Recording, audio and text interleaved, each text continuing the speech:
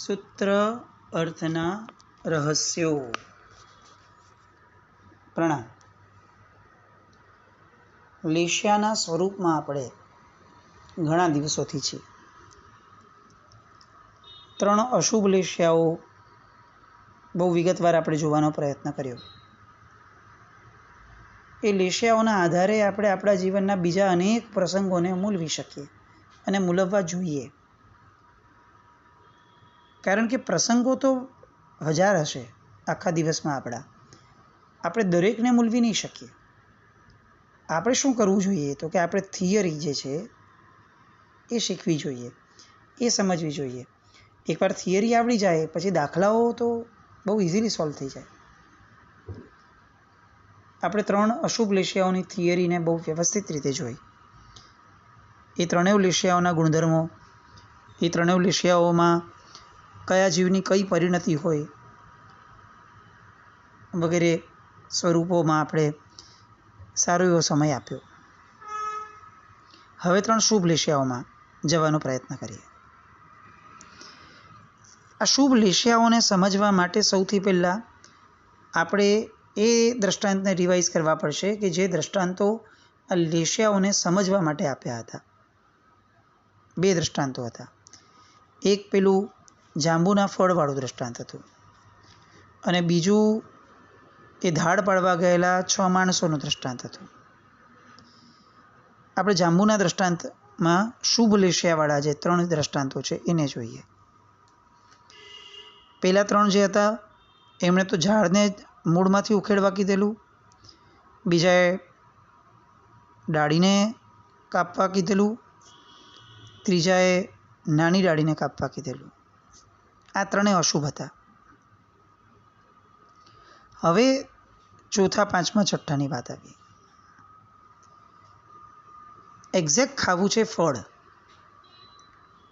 ફળ કોના આધારે છે? ફળ ગુચ્છાના આધારે છે.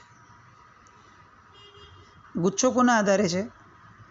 તો કે નાની ડાળીના આધારે છે. નાની ડાળી કોના આધારે છે? તો કે મોટી ડાળી જે થડ સાથે જોડાયેલી છે એના આધારે છે.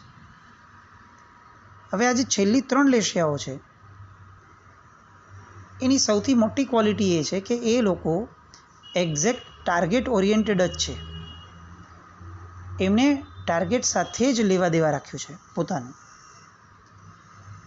જેમ કે આપણે શ્રેષ્ઠતમ લેશિયા જે છે, 6ઠ્ઠી લેશિયા, એનો વિચાર કરીએ તો એણે શું વિચાર્યું કે મારે ફળ ખાવું છે તો એક્ઝેક્ટ ગુચ્છાને પણ નહીં તોડું, ગુચ્છામાંથી સીધું જે ફળ નીકળે હું ફળ જ લઈશ અને વાત પૂરી કરીશ. મારે એક ફળ ખાવું છે તો ગુચ્છામાં જે બીજું ફળ હશે હું એને પણ ડિસ્ટર્બ કર્યા વગર હું મારું એક ફળ લઈ લઈશ. આ 6ઠ્ઠી બેસ્ટ લેશિયાની વાત છે કે એ એક્ઝેક્ટ પોતાને જે જોઈએ છે એના સિવાયની અનાવશ્યક એક પણ વસ્તુમાં પડવા માટેની તૈયારી નથી. બીજી એક પણ વસ્તુને દુભવવાની એની તૈયારી નથી. એનાથી એક લેવલ થોડા નીચે આવે.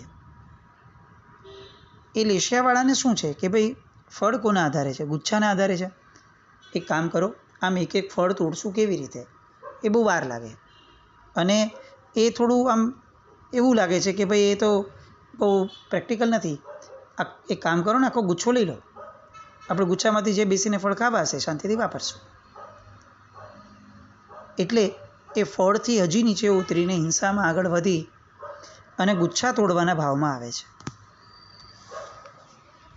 હવે એનાથી હજી એક લેવલ નીચે જઈએ એટલે એ આવે છે ગુચ્છો જે નાની ડાળીના આધારે છે એ નાની ડાળીને તોડવાના ભાવમાં છે.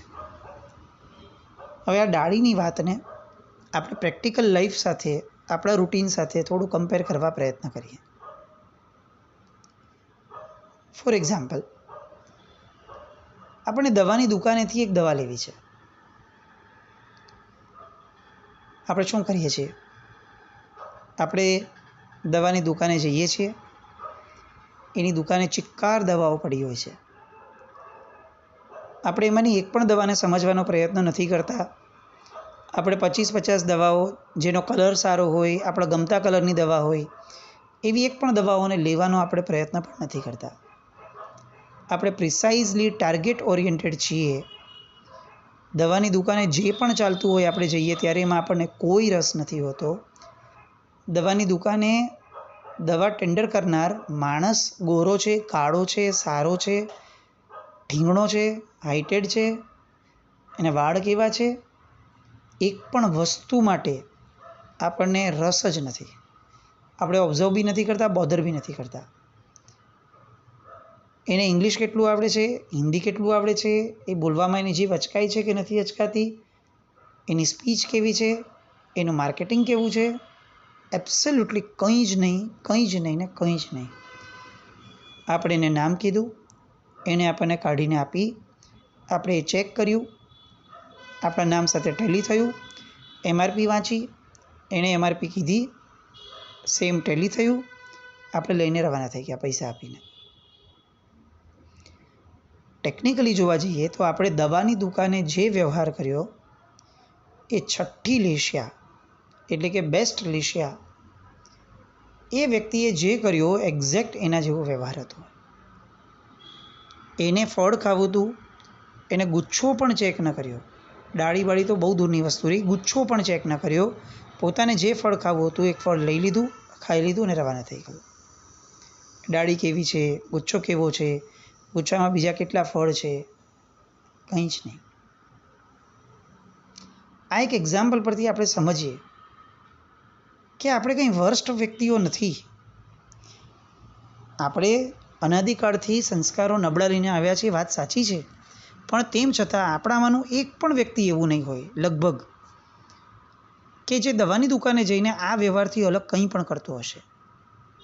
આપણને લગભગ પંચાત નથી હોતી. પણ હવે આપણે એ વસ્તુને થોડું એલોબરેટ કરીએ. જેમ દવાના પરચેસમાં આપણો વ્યવહાર આ છે, હવે આપણે એને થોડો એલોબરેટ કરીને એક્સટેન્ડ કરીને વિચાર કરીએ કે હવે કપડાં લેવા જઈએ છીએ, આપણો વ્યવહાર કેવો છે.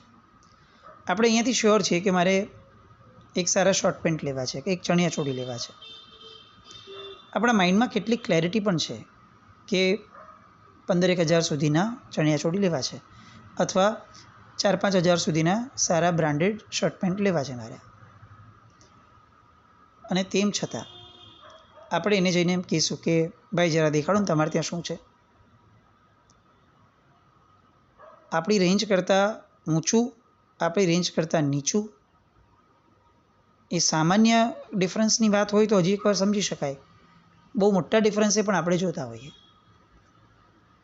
કેમ આવું કરતા હોઈએ? કારણ કે આપણા મગજમાં એક કલ્પના હોય છે કે ભલે મારું બજેટ 30,000 છે, હું એને કહું કે દેખાડ જરા 40-45 વાળું બી દેખાડ ને. જોયું, ગમ્યું એટલે હવે આપણે એને કહીશું કે ભાઈ આ 30માં આપને. આ સાયકોલોજીને દવાની સાયકોલોજી સાથે સ્નાન સૂતકનો પણ આપણને સંબંધ ન લાગે. આવું કેમ? એક જ વ્યક્તિ એની બેવ રિક્વાયરમેન્ટમાં બંને એની રિક્વાયરમેન્ટ જ છે, આટલું બધું અલગ કેમ છે? એકમાં એ વેરાયટી નથી દેખાડતો કે ચાલો ડૉક્ટરે ભલે લખી આપ્યું છે કે તાવ માટે આની દવા, પણ એક કામ કર, તારી પાસે તાવની જેટલી પણ દવા હોય બધી દવા જરા મને દેખાડ, મારે બધાના કલર ચેક કરવા છે, મારે આ કરવું છે, તે કરવું છે. એબ્સોલ્યુટલી નથિંગ, કંઈ જ નહીં, સિમ્પલી નહીં. આપણી વૃત્તિઓમાં ફરક કેમ છે આટલો? કારણ કે આપણે આપણી આદતોને હંમેશા એની ગરડથી બહાર આવી અને જોવાનો પ્રયત્ન જ નથી કર્યો. આપણે આપણને ઓબ્ઝર્વ જ નથી કર્યા, ક્યારે પણ નથી કર્યા. ટેકનિકલી આપણામાં કેટલી બધી શુભતા પણ પડેલી છે. આ દવાની દુકાનનું એક્ઝામ્પલ જોયા પછી એમ લાગે કે આપણે કેટલા સ્ટ્રેટ ફોરવર્ડ માણસો છીએ. પણ ના, બીજા વ્યવહારોમાં નથી. આપણે દેરાસર ગયા. ચાલો આ બધા આ એક્ઝામ્પલ્સને સાઈડ પર રાખીને આપણે મૂળભૂત જેની ઉપર આપણે ફોકસ કરવાનું છે, આપણે એ એક્ઝામ્પલ્સમાં આવીએ. આપણે દેરાસર ગયા, ઘરેથી નીકળ્યા છીએ, 100% આપણે અવેર છીએ કે હું પૂજા કરવા નીકળ્યો છું. તો હવે મારું લક્ષ્ય ઘરેથી નીકળ્યાથી પૂજા કરવાનું છે, તેમ છતાં રસ્તામાં મળતા દરેક વ્યક્તિઓ સાથે હું હાય હેલો કરતો જઈશ, કેટલીક પંચાયત કરતો જઈશ. આ તો સારું છે. ચાલો કોઈ વ્યક્તિ આપણને પૂછે ક્યાં નીકળ્યા છો, તો આપણો જવાબ હોય કે આ દેખાતું નથી, ધોતિયું છે, સાડી છે પહેરી છે, જે બી છે, પૂજા કરવા જાઓ છો. અને ઓલો માણસ કહેતો નથી કે પૂજા કરવા નીકળ્યો છે, તો પૂજા કરવા જા ને, અહીંયા કેમ ઊભો છે? આપણું ભાગ્ય સારું છે કે સમાજમાં હજી સુધી આ રીતે સ્પષ્ટ બોલનારા વ્યક્તિઓની સંખ્યા બહુ ઓછી છે. નહીં તો આપણે એને પીખી નાખ્યો હોત, પણ આપણે સુધર્યા ન હોત. આપણે જ્યારે ધર્મ કરવા જઈએ છીએ ત્યારે પણ આપણે પેલા ચણિયાચોળી કે શર્ટ પેન્ટ લેવાના ભાવવાળા જ છીએ, દવા લેવાના ભાવવાળા નથી. પ્રવચન સાંભળવા બેઠા છીએ. ચાલો, ઘરેથી આવીને જે કર્યું તે, રસ્તામાં જે કર્યું તે, પ્રવચન સાંભળવા બેઠા છીએ. આપણી એક્ઝેક્ટ વૃત્તિ શું? જાતને ક્યારે પણ સવાલ પૂછ્યો છે કે હું અહીંયા શેની માટે આવ્યો છું? ચાલો, બહુ ડેપ્થ નથી આપણામાં, જ્ઞાન નથી, વિચારણા નથી, ચિંતન મનનની આદત નથી, બધું જ અગ્રીડ. પણ સાવ મિનિમમ લેવલની અવેરનેસ તો છે કે હું પ્રવચન સાંભળવા આવ્યો છું. તો હું આજુબાજુ ડાફોડિયા કેમ લઉં છું? કોણ શું કરે છે? જરાક પ્રવચન ગમે તેટલું સુપર ચાલતું હોય, અગર એ મહાત્માની પાછળથી કોઈ વ્યક્તિ પાસ થાય છે અને આપણું ધ્યાન ન હોય, એવું બને જ નહીં. મહાત્માની દિશા જવા દઈએ, કોઈ બીજી દિશામાંથી પણ કોઈ વ્યક્તિ હલે છે તો પણ આપણે ત્યાં તરત ડાયવર્ટ થઈએ છીએ. કેમ? હું પ્રવચન સાંભળવા આવ્યો છું, આઈ શુડ ફોકસ. પણ ના, મારે ત્યાં પણ ચણિયાચોળી લેવા છે. મારી એ ચણિયાચોળીની વૃત્તિને લેવી છે. મારી દવાની વૃત્તિને મારે લેવી જ નથી. શુભ લેશિયાઓ અને અશુભ લેશિયાઓ એ કંઈ સ્થાનથી કે પ્રવૃત્તિથી નક્કી નથી થતી. કારણ કે જો એ રીતે નક્કી કરવા બેસીએ તો દેરાસરમાં જનારો 100% શુભ લેશિયાવાળો હશે અને દુકાનમાં બેસનારો માણસ એ 100% અશુભ લેશિયાવાળો હશે. પણ એવું નથી હોતું, કારણ કે દુકાનના ગલ્લે બેસીને કેટલા જણને કેવળ જ્ઞાન થયું છે એવું શાસ્ત્રકારોને પૂછીએ ત્યારે જવાબ આવે છે કે અસંખ્ય આત્માઓને. ધંધો કરતાં કરતાં કેટલાને કેવળ જ્ઞાન થયું છે? તો કે અસંખ્ય આત્માઓને. કઈ રીતે? એની લેશિયાઓ જ અશુભ હોય, સ્થાન જ અશુભ છે? તો કે ના, માણસની લેશિયા માણસ પોતે નક્કી કરે છે, એનું સ્થાન નક્કી નથી કરતું. અને આ વાતને આપણાથી સારું કોઈ નથી સમજી શકતું કે આપણે દેરાસરમાં હોઈએ છીએ તો પણ આપણે કેટલા ઢંગધડા વગરના હોઈએ છીએ. ડિસિપ્લિન એ જાણે આપણી માટે મિથ્યાત્વ હોય એ હદ સુધી આપણે એનાથી દૂર છીએ. કદાચ નવી આવેલી જનરેશન એ આપણા સ્થાનોમાં આવે, ધર્મસ્થાનોમાં, તો એ આપણને ટેગ લગાડી શકે, ધ મોસ્ટ ઇનડિસિપ્લિન પર્સન્સ. એ હદ સુધી આપણે ઇનડિસિપ્લિન છીએ. ધર્મસ્થાનોની વાત છે. છેક ચપ્પલ કાઢવાથી માંડીને પરમાત્માને સ્પર્શ કરવા સુધીની આપણી એક એક ઘટનાઓ જોઈએ, આપણને વ્યવસ્થા તંત્ર જેવું છે જ નહીં, ગરડ જ નથી, અણઘડ છે. કેમ આવું છે? કારણ કે આપણી લેશિયાઓમાં ક્યાંય શુભતા જ નથી. જો લેશિયાઓમાં શુભતા હોત તો બહુ સ્પષ્ટ હોત કે મારે ફળ ખાવું છે, હું ફળને ફોકસ કરું. મારે ફળ લેવું છે, હું ગુચ્છાને ફોકસ કરું. મારે ફળ જોઈએ છે, હું ગુચ્છો જેની પર છે ફક્ત એ ડાળીને ફોકસ કરું. એનાથી બિયોન્ડ ફોકસ હોઈ જ ન શકે મારું. આજે પૂજાની બાબતમાં, ઉપાશ્રયમાં ઔષધ વગેરેની બાબતમાં જે નિસિહીઓ મૂકી છે, નિસિહી ત્રિક મૂકી છે દેરાસરની બાબતમાં, આ શું છે? આપણી લેશિયાઓને કંટ્રોલ કરવા માટેની, આપણી લેશિયાઓને શુભતા આપવા માટેની એકમાત્ર આ પ્રયોગશાળા છે. બીજું શું છે? પણ આપણે નિસિહી બોલી લઈએ છીએ. નિસિહી જેની માટે બોલ્યું છે એ દિશામાં આપણને કંઈ જ રસ નથી. આપણે એટલા બધા સ્માર્ટ હોઈએ છીએ કે આપણે વિધિ એટલે વિધિ જ, પછી વિધિના રહસ્યો અથવા વિધિ કેમ કરવાની છે એ કોઈ કહેતું હોય તો એમ કહીએ ભાઈ એ બધું એવી બધી વાત નહીં કરવાની. વિધિ એટલે વિધિ જ, પ્યોર વિધિ હોવી જોઈએ, બસ. આપણે પુષ્પ પૂજા કરીએ છીએ, બાજુમાં કોઈ પુષ્પ પૂજા કરે છે, એને બિચારાને થોડી ઓછી ખબર સમજણ પડે છે તમારા કરતાં, આપણા કરતાં, તો કાચી સેકન્ડે આપણે એને ઉતારી પાડશું જો પુષ્પપૂજા આમ થાય.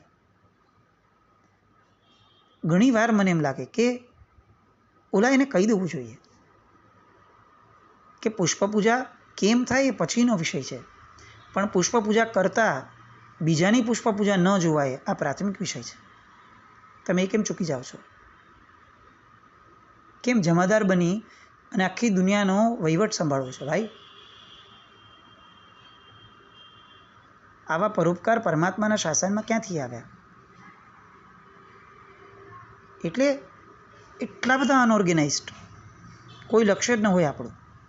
આપણે જાણે જગત પર ઉપકાર કરવા માટે જ જન્મ્યા છીએ, પોતાની જાતને તારવા માટે જન્મ્યા જ નથી. આ બધા પ્રોબ્લેમ્સ કેમ છે? કેટલા બધા આપણામાંથી એવા હશે કે જે લોકો કેટલાક સંપ્રદાયો, કેટલીક જગ્યાઓને કમ્પેર કરતા હશે કે જુઓ આ લોકોને ત્યાં કેવી ડિસિપ્લિન હોય છે, આમ જરાક કંઈક પડે ને તોય અવાજ આવે, એટલું સાયલન્સ હોય છે. આપણે ત્યાં જુઓ કેટલો અવાજ હોય, ઓહો! મારે સાહેબનું વ્યાખ્યાન સાંભળવા ન ગયા હોય, જાણે આપણે આખા ઉપાસને વ્યાખ્યાન આપવા આવ્યા હોઈએ એવી રીતે આપણે વર્તતા હોઈએ, ચાલુ વ્યાખ્યાને પણ. કેમ આવું છે? મુદ્દો એ નથી કે કોઈની હારે આપણને કમ્પેર કરવું જોઈએ કે ન કરવું જોઈએ. જે લોકોમાં શાંતિ છે એ સારું છે કે નબળું છે? મુદ્દો એ છે કે આપણે સમૂહ હોઈ શકીએ, આપણે ટોળું ન હોઈ શકીએ. સમૂહ અને ટોળામાં ફરક છે. ટોળું એને માથું ન હોય, એને કોઈ દિશા ન હોય, એ ટોળું જ હોય. બસ એ એક ઘેટા બકરા જેવી રીતે ચાલતા હોય એવી રીતે આગળવાળા પાછળવાળા જેમ કરે બધું એવી રીતે જ ઘરડ પ્રમાણે કરે, એ ટોળું હોય. જ્યારે સમૂહ એ તો સુજ્ઞ વ્યક્તિઓ ભેગા થાય ત્યારે જે થાય એ હોય. આપણી લેશિયાઓમાં આપણે જેની માટે ભેગા થયા છે એના પ્રત્યેનું ફોકસ છે જ નહીં. ફરી પાછા આપણે આપણા દ્રષ્ટાંત ઉપર આવીએ. આપણે આ જાંબુનું દ્રષ્ટાંત જોઈએ છે, ધાડ પાડવાવાળા વ્યક્તિઓનું દ્રષ્ટાંત આપણે બાકી છે. પહેલા 3 માણસો કે જેની અશુભ લેશિયા છે, એમાં પેલા માણસે તરત કીધેલું કે હું સામે જે આવે, માણસ હોય, ઢોર હોય, જે હોય, બધાને મારી નાખીશ. બીજો કે ભાઈ નહીં ઊભા રહો, ઢોર આપણને ક્યાં નડવાનું છે? આપણે તો ચોરી કરવા કોઈકના ઘરે જવાનું છે, એમાં ઢોર આવે તોય શું, ના આવે તોય શું, ઢોરને નહીં મારો, હું માણસને જ મારીશ. એટલે ત્રીજો એમ કે ભાઈ માણસોને બધાને શું કામ મારવા છે? સ્ત્રી તો નડવાની નથી આપણને, ખાલી પુરુષને મારજો. આ ગ્રેજ્યુઅલી બેટર થઈ રહ્યો છે ક્રમ, પણ સૌથી મૂળ મુદ્દો ભૂલાઈ રહ્યો છે કે ભાઈ મારવાની વાત જ ક્યાં આવી? તમે તો લૂંટવા આવેલા છો, તો નગરમાં જે મળ્યા એ લોકોને શું કામ તમારે ડિસ્ટર્બ કરવા છે કે ડિસ્ટર્બ થવું છે એનાથી? તમે તમારા કામમાં ફોકસ કરો ને ભાઈ. તમે લૂંટવા આવ્યા છો તો લૂંટવાની વાત વિચારો, કોઈને મારવાનું શું કામ વિચારો છો? પણ ના, અશુભ લેશિયાવાળા માણસને હંમેશા એના ધ્યેય કરતાં ધ્યેય સિવાયની દરેક વસ્તુમાં રસ હશે, દરેક વસ્તુમાં. શત્રુંજય ગયા, યાત્રા કરીને આવ્યા, અને કોઈ આપણને by any chance by mistake પૂછી લે યાત્રા કેવી રહી, અને જે આપણા જવાબ હોય છે ને એ જવાબ આપણી લેશિયા સમજાવે છે. ટ્રેનની રિઝર્વેશનથી માંડીને, ત્યાંના ડોળીવાળાથી માંડીને, ત્યાંના દહીંવાળાથી માંડીને, સામાન્ય બસવાળાથી માંડીને બધા જ આપણી સ્ટોરીમાં આવશે. ખાલી એક વ્યક્તિ નહીં આવે, ઋષભદેવ ભગવાન. ઓલાને પૂછ્યાનો અફસોસ થાય કે હારું કેમ આને પૂછ્યું મેં. અશુભ લેશિયાવાળો માણસ એ ક્યારેય પોતાના ધ્યેય પર ફોકસ જ નહીં કરે. એને બીજું બધું જ કરવું છે, ખાલી ધ્યેયને ફોકસ નથી કરવું. આપણે શુભ લેશિયાની વાતો કરીએ છીએ, પણ પહેલાં પોતાની જાતને આપણે સમજવી પડશે. નહીં તો ખાલી વાતો કરશું અને આપણે બહુ જ પવિત્ર છીએ, બહુ જ ધર્મિષ્ઠ છીએ, એ ભ્રમની અંદરમાં જિંદગી પૂરી કરી નાખશું. ચાલો શુભ લેશિયાવાળા વ્યક્તિઓ આ ધાડ પાડવાવાળા દૃષ્ટાંતની અંદરમાં શું કરે એ જોઈએ. આ 3 નબળા જોયા. હવે ચોથો કે છે કે ઊભા રહો. આપણને ન પુરુષ નડે છે, ન સ્ત્રી નડે છે, ન ઢોર નડે છે, કંઈ નથી નડતું. આપણને નડે છે એ વ્યક્તિ કે જે આપણી સામે હથિયાર લઈ અને લડવા માટે આવે. તો પછી હથિયાર લઈને કોઈ આવતું હોય તો એને મારશું. અધરવાઇઝ સ્ત્રી હોય, પુરુષ હોય, બાળક હોય, આપણને શું ફરક પડે છે ભાઈ? બસ ખાલી હથિયાર લઈને આપણી સામે કોઈ લડવા આવતું હોય તો એને મારશું. હજી એનાથી એક સ્ટેપ આગળ આવે છે. 5મો કહે છે કે એની આગળ હથિયાર હોય એમાં આપણને શું વાંધો છે? એ આપણો સામનો કરીને આપણે રોકવા માંગતો હોય તો લડવાનું, નહીં તો નહીં લડવાનું. અને 6થો એને કહે છે કે ભાઈ એક તો આપણે ઓલરેડી ચોરી કરવા આવ્યા છીએ, એ મોટું પાપ છે. અને એમાં તમે હિંસા હોવાનું વિચારો છો, આટલું બધું ડબલ પાપ શું જરૂર છે ભાઈ? કાંઈ જ નહીં. જવાનું, પૈસો ચોરી લેવાનો અને પાછા આવી જવાનું. કારણ કે આપણે એ કામ કરવા ગયા છીએ, મારવા ગયા જ નથી આપણે ભાઈ. કેમ આટલું બધું મારવા વિશે વિચારો છો? તમારા આખા મારવાના વિચારની અંદરમાં મૂળભૂત આપણે જે પૈસા ચોરી કરવા ગયા હતા એ તો વાત જ નથી આવતી. કેટલો ફોકસ છે એ માણસ. આલંબન આપણે ચોરી કરવાનું નથી લેતા, વાત ફોકસ્ડ થવાની છે. હું પૂજા એટલા માટે કરું છું કે પરમાત્મા તત્વ એ જેમ બહાર છે એમ મારી અંદરમાં પણ છે. એનો સ્પર્શ કરતાં કરતાં કરતાં કરતાં મને મારા પરમાત્મા તત્વનો સ્પર્શ થાય. આ 6ઠ્ઠી લેશિયાનું લક્ષ્ય છે. હવે આપણે નક્કી કરીએ કે આપણે આ લેશિયાથી કેટલા દૂર છીએ. પૂજા કરતી વખતે પૂજા એક્ઝેક્ટ ક્યાં થવી જોઈએ એની પડોજણ, કોણ ક્યાં કરે છે એની પડોજણ. પેલા મહારાજ સાહેબ આવું કહેતા હતા, આ મહારાજ સાહેબ આ બોલે છે, બોલો હવે આ મહારાજ સાહેબ શું કરે છે? અરે ભાઈ તું શું કરે છે? તું શેની માટે આવ્યો છે અહીંયા? મહારાજ સાહેબોના વિશ્લેષણ કરવાનો વ્યવસાય લઈને બેઠા છીએ આપણે? પણ ના. કરવા જેવું કામ આ છે કે દરેક ધર્મક્રિયાના અંતિમ લક્ષ્યને લખી નાખવું જોઈએ અને પછી પોતાની જાતને કમ્પેર કરવી જોઈએ કે હું આનાથી એક્ઝેક્ટ કેટલો દૂર છું.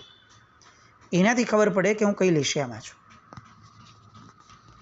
આપણે જ્યાં સુધી આવું નહીં કરીએ ત્યાં સુધી આપણા લક્ષ્યો એ ક્યારેય આપણા વિચારમાં બી નહીં આવે અને આપણી ધર્મક્રિયાઓ એ ક્યારેય આપણી પરિણતિને શુભ નહીં કરે. હજી તો આ લેશિયાની વાત ચાલે છે, પરિણતિ તો પછી ઘડાવવાની છે. આપણા લેશિયાના ઠેકાણા નથી. શુભ લેશિયાઓ એની સમીપ આપણે આવીએ, અશુભમાંથી નીકળીએ અને શુભની અંદરમાં એક એક કરીને ડગલું વધતા રહીએ. આપણી એક એક પ્રક્રિયાઓને સમજીએ. મારો ધંધો પણ એ લેશિયાથી ફોકસ થઈને થવો જોઈએ. મારું રસોઈ કરવાનું પણ ફોકસ થઈને થવું જોઈએ. મારી દરેકે દરેક વસ્તુનું અંતિમ લક્ષ્ય શું છે હું એને ફોકસ કરું, એ ડેપ્થને પકડું.